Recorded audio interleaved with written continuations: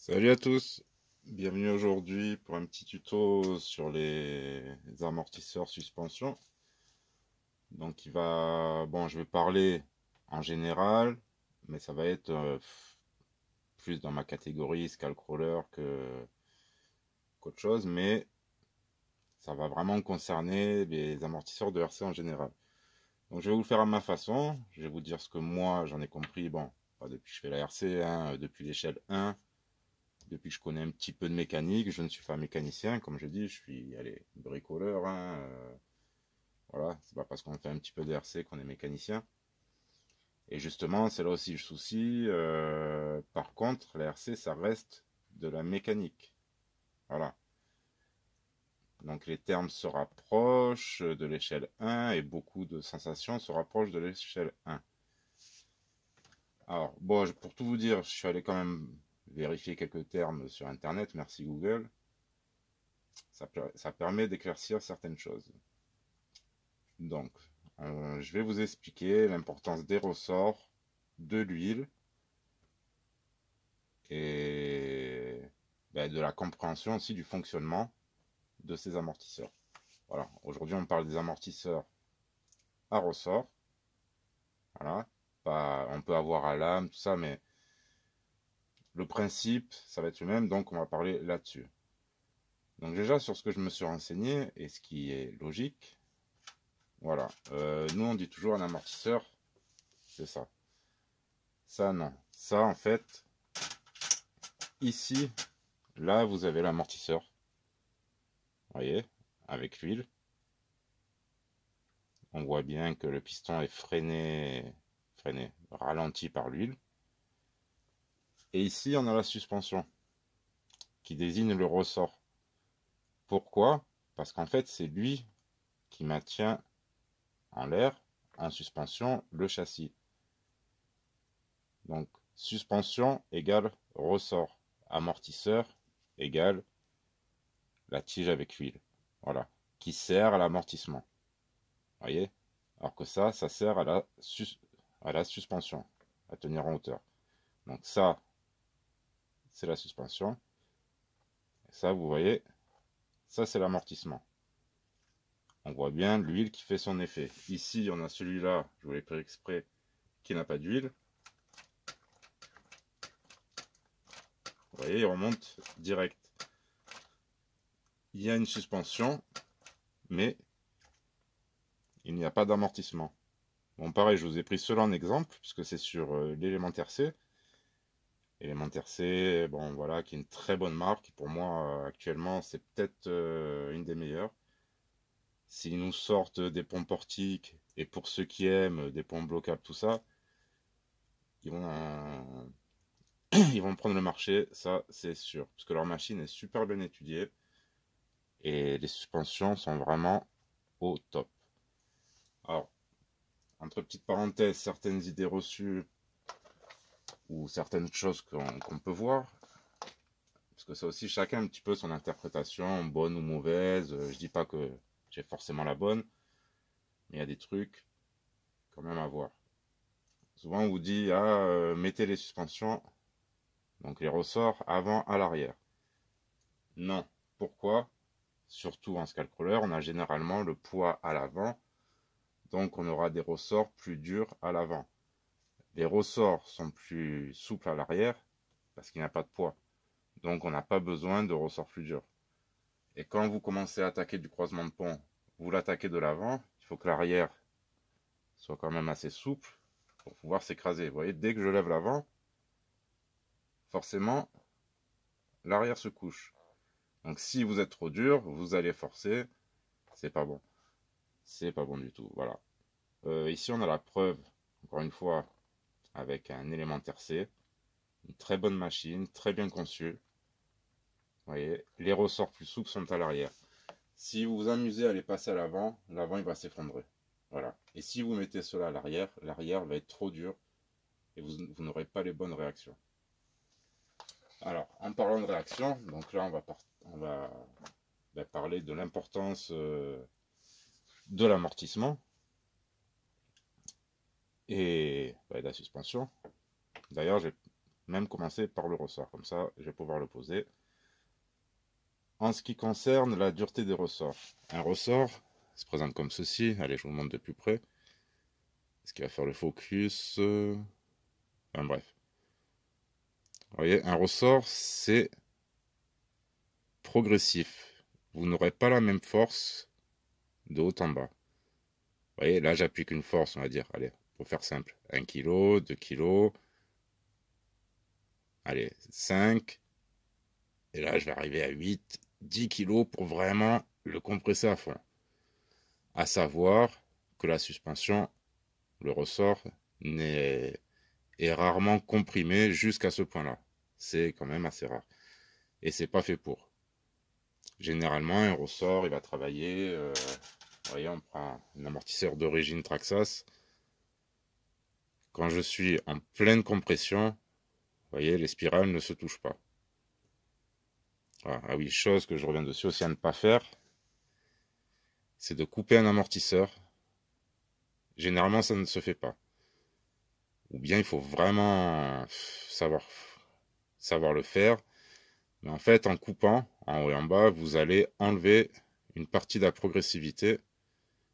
Et ce n'est pas à faire. Bon, surtout à l'échelle 1. Là, on parle de petites machines. Ça reste faisable. Voilà. Mais généralement, on dit, ça c'est quand même des mécaniciens qui le disent, de ne pas couper des amortisseurs. Et avoir le ressort qui convient à l'amortisseur.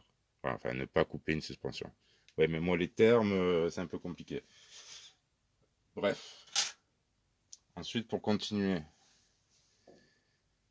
sur un ressort. Quand le ressort, vous allez le comprimer, vous voyez, vous pensez que le ressort est plus dur. Le ressort est le même, sauf qu'il est déjà pré-contraint. Donc, vous êtes déjà dans une zone de dureté supérieure. Vous voyez,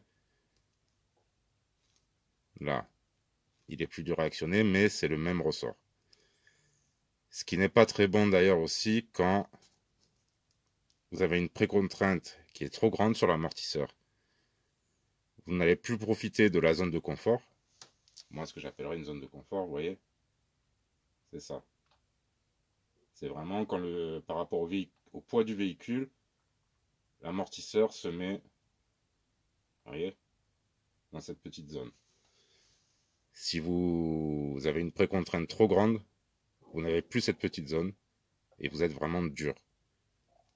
Voilà. Donc, si vous arrivez à des précontraintes trop grandes, c'est que sûrement vous devez changer vos amortisseurs. Ou pas, forcément passer sur des amortisseurs, sur des ressorts plus durs. Voilà. Donc, ça c'est pour la précontrainte. Vous voyez, généralement on met quelques filets. Bon, on peut descendre encore un peu, mais si vous commencez, de toute façon ça s'arrête à la moitié. Mais si vraiment, même en étant là, ça va pas, changez les ressorts. Voilà. Ensuite, pour l'huile, le choix de l'huile, à quoi ça va correspondre? Ben, ça va correspondre à l'amortissement, donc à la réactivité de votre amortisseur. Vous voyez? Là. Plus on va mettre de l'huile dure, plus ça va mettre du temps à remonter. Mais ça ne va pas pour autant durcir la suspension. Ça va en freiner le mouvement. Voilà. Ce qui concerne la dureté, c'est par rapport au ressort. Ce qui concerne la réaction, c'est par rapport à l'huile. Et tout ça, c'est un ensemble. Ça a été étudié comme ça depuis des années, voilà, par des techniciens. Tout ce système est fait pour travailler ensemble. Après, vous me direz en crawler, encore une fois, on peut s'en passer, oui et non. Puisque vous voyez, bon là, ça me gêne aucunement. Mais dès qu'il commence à partir, vous voyez, il n'y a rien qui le retient. L'huile ne retient pas. Alors là, ça va être moins flagrant, mais il part aussi. Mais l'huile retient le tout, amortit la décompression, comme la compression. Voilà à quoi sert l'huile dans les amortisseurs. Bon, tout ça pour en revenir, déjà, faites confiance déjà au constructeur. Après, c'est sûr, quand on commence à upgrader, à mettre du poids, ça devient complètement différent. À vous d'ajuster les ressorts ou l'huile dans vos amortisseurs, voire peut-être changer d'amortisseur, mais ne jouez pas tout sur le ressort ou sur l'huile, ou voilà, d'avoir un truc sans ressort. Bon, ça peut se faire aussi, tout est faisable, chacun sa façon de conduire, mais après, il y a quand même des bases à connaître, à savoir. Encore une fois, je suis pas mécano, mais voilà, moi j'aurais pu l'être. Et je me suis quand même un petit peu renseigné et j'ai quand même des petites bases là-dessus. Mais les ingénieurs ont vraiment tous les éléments en main pour nous fournir, voilà, des châssis qui réagissent très bien.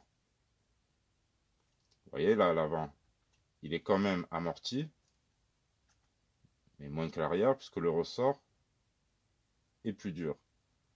Pour avoir la même réactivité qu'à l'arrière, là, il faudrait que j'augmente l'huile à l'avant. Mais à l'avant, je préfère avoir une réactivité. Bah, de toute façon, c'est d'origine, hein, je ne vais pas dire c'est moi qui fais les réglages. À l'avant, on est plus réactif, malgré des ressorts plus durs, parce qu'il y a plus de poids en suspension. À l'arrière, ça reste, vous voyez, beaucoup plus lent à la réaction, mais beaucoup plus souple à la suspension. Enfin voilà, tout ça c'était un petit peu pour vous expliquer avec mes mots. Bon, ça sera pas forcément le plus clair, mais comment fonctionne cet élément qu'on va appeler un amortisseur, hein, qui fait office d'amortisseur de suspension. Et pour vous dire l'importance, voilà, de l'ensemble. C'est, voilà, certains vous diront non mais je tare à fond, mon truc il est plus dur, il est tout en haut, ça me convient, plus de garde au sol. Non, vous voyez, si c'est trop haut et trop dur, ça ne va pas aller dans les chemins, ni sur d'autres véhicules non plus, hein. Comme je vous dis, c'est un tuto autant crawler que RC, que limite échelle 1. Ça sera la même chose. Voilà. Donc ici, Élémentaire C est un très bon exemple de pourquoi avoir une bonne suspension, et un très bon exemple aussi d'une très bonne suspension. Enfin, suspension amortisseur. C'est vraiment calculé par rapport au véhicule, avec des tolérances. C'est pas parce que vous allez rajouter 50 grammes à l'avant qu'il va falloir changer l'huile aussi, ou voilà. Peut-être il y aura un petit peu de ressort à tarer, peut-être il faudra changer les ressorts, mais sans plus. Alors, j'espère que j'aurai été assez clair, surtout sur le début. Je pense qu'à la fin, il y a un paquet qui ont dû dire oh là là, on arrête ici. Mais quand même, creusez-vous la tête et pensez aux réactions de vos machines selon ce que vous voulez. Vous voyez, moi celui-là, il n'a pas d'huile pour l'instant, j'en suis pas satisfait. Bon, c'est parce que le système n'est pas étanche, donc j'attends de faire mes petites modifs. Ça me permet quand même de rouler pour l'instant correctement. Mais vraiment, sans huile, ça ne me plaît pas. Pas du tout, du tout. Voilà. C'est comme ça. Après, chacun ses goûts. Ça reste roulable. Pareil, moi, si ils se mettent à fuir et je n'ai pas d'huile, ça ne va pas m'empêcher de rouler. On est en RC. Voilà. Rouler avec une voiture sur la route sans huile dans les amortisseurs et vous verrez vite que ça va vous secouer comme ça. Ou des ressorts pas adaptés à comment dire, à l'amortisseur, c'est pareil. Alors là, ça va être la catastrophe. Donc sur ce, ben, je vous dis à bientôt.